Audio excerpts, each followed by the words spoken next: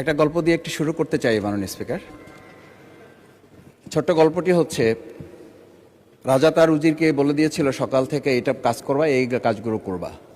উজির বলেছিল যে আমাকে যে কাজগুলো বলেন কোনটা কখন গুরুত্বপূর্ণ কোনটা ছুটে যায় তার চেয়ে আপনি আমাকে একটা তালিকা করে দিলে ভালো হয়। একটা তালিকাও করে দিয়েছিল।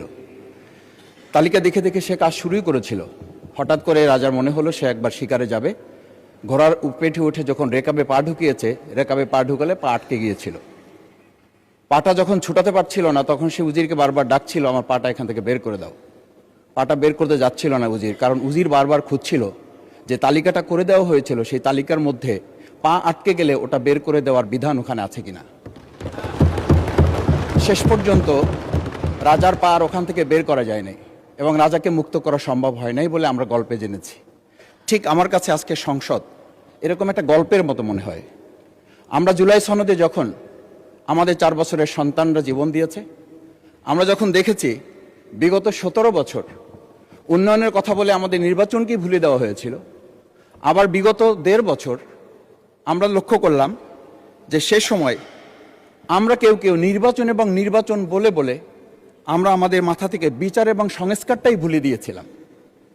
আবার এখন এসে আমরা দেখলাম যে আমাদের নখের কালি শুকাতে না শুকাতেই উন্নয়নের কথা বলে আমরা আবার জুলাই সনদটাকেই ভুলে দিতে বসেছি।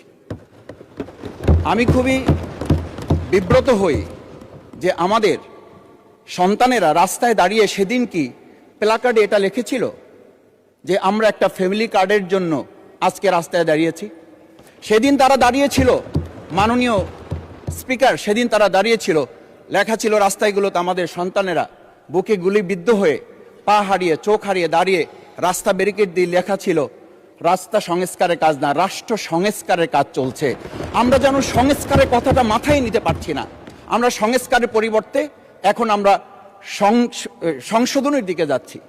আমরা তো এই সংশোধনীর জন্য আমাদের ছেলেরা, আমাদের তরুণ যুবকরা, আমাদের জনতারা কাজ করে নাই। আমি একটা কথা পরিষ্কার বলি, অ্যামেন্ডমেন্টের জন্য তো শেখ হাসিনাও সেদিন অফার করেছিল 24 ঘন্টা দরজা খোলা আছে, তোমরা সংশোধনের জন্য আসো। সেদিন এই ছাত্র জনতা সংশোধন মেনে নেয়নি, তারা সংস্কারের জন্য কথা বলতে চেয়েছিল। আজকে আমরা সংস্কারটা মাথায় নিতে পারছি না কেন? মাননীয় স্পিকার, আমি আর একটা কথা আপনাকে একটু স্মরণ করানোর জন্য বলছি। আমরা ছোট সময় আমি বাংলায় সাহিত্যে অনার্স করা, আজকে আমাকে আপনি স্নেহের সাথে মাসুদ বলে বলেছেন। আমার সংসদের নাম শফিকুল ইসলাম। এই মাসুদ নামটা যারা একেবারে খুব আমাকে স্নেহ করেন, আদর করেন, তারাই ডাকেন।